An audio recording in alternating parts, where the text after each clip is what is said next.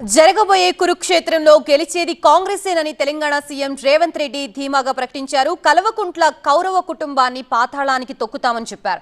పాపాల భైరవుడిని farm house లో బంధించామన్నారు. ఆ పాపాల భైరవుడికి ఇక విముక్తి లేదంటూ వ్యాఖ్యానించారు సీఎం. మీడియా మిత్రులారా రాసుకోండి. ఖమ్మం జిల్లా చింతగాని మండలం వేదికగా లక్షలాది మంది ఖమ్మం బిడ్డల సాక్షిగా భవిష్యత్తు చరిత్రను, జరగబోయే కురుక్షేత్రాన్ని ఈ వేదిక నుంచే నేను చెప్పదలుచుకున్నా.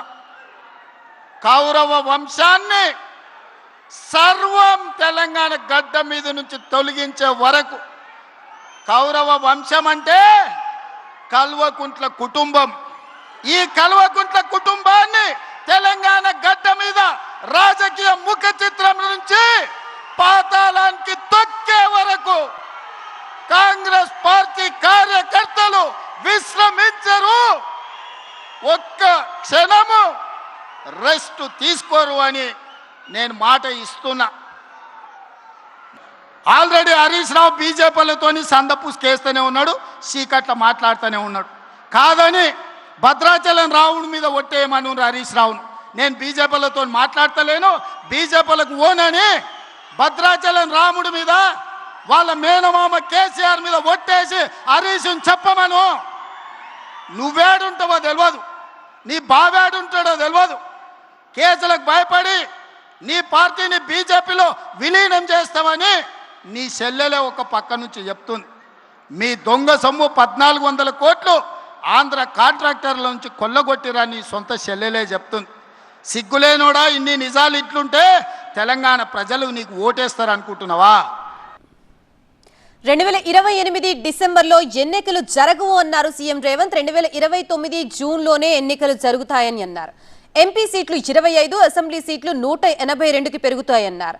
182లో 117 స్థానాల్లో రెండోసారి గెలుస్తామని ధీమా వ్యక్తం చేశారు సీఎం రేవంత్. భద్రాచలం రాముడిపై ఆన, ఇది కాంగ్రెస్ ప్రతిజ్ఞ అని తెలిపారు. రాసి పెట్టుకోండి, ఈ రోజు చెప్పింది జరిగి తీరుతుంది అన్నారు.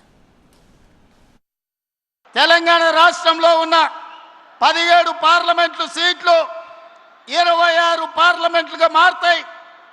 119 ఉన్న శాసనసభ నియోజకవర్గాలు 182కు పెరుగుతాయి. ఈరోజు చెప్తున్నా, 182 శాసనసభ నియోజకవర్గాలలో 117 సీట్ల పైన గెలిచి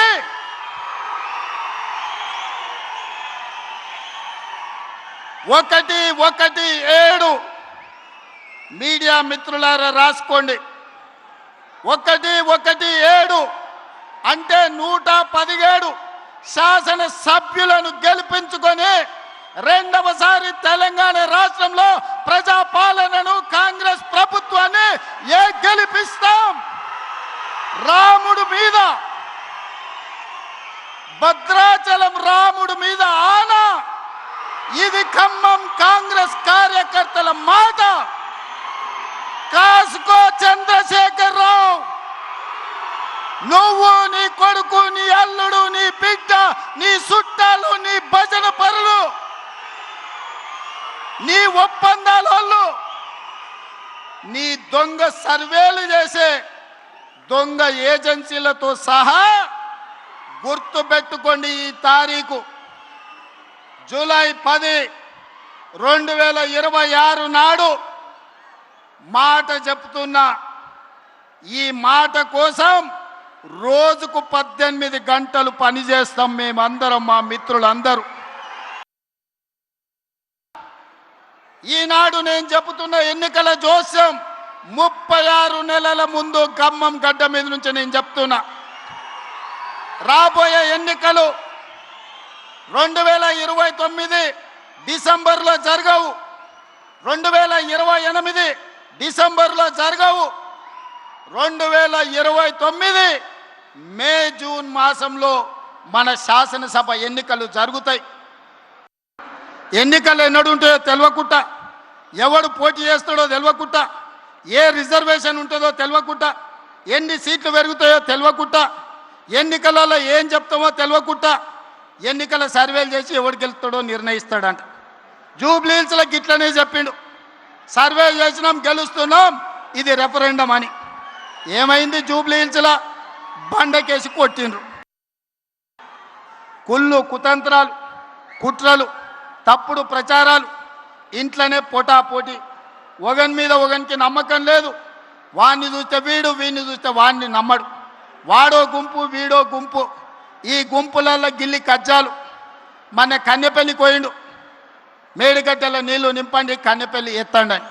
అరే బుర్ర తక్కువడా, ఒకవేళ మేడిగడ్డల గేట్లు దించి నీళ్లు నిలబెడితే మేడిగడ్డ ఇప్పటికే కుంగిపోయింది, రేపు తెగిపోతే భద్రాచలం రాముడే ఉండర్రా, 44 ఊర్లు ఖమ్మం జిల్లాలో కొట్టుకోపోతే దుర్మార్గుడా. నీ లుచ్చ రాజకీయాల కోసం మేడిగడ్డ నింపాలి, భద్రాచలం కొట్టుకుపోయేటట్టు చెయ్యాలా అని అడిగితే నోట్లో మాట లేదు. తెల్లారే వాళ్ళ బావొచ్చిండు,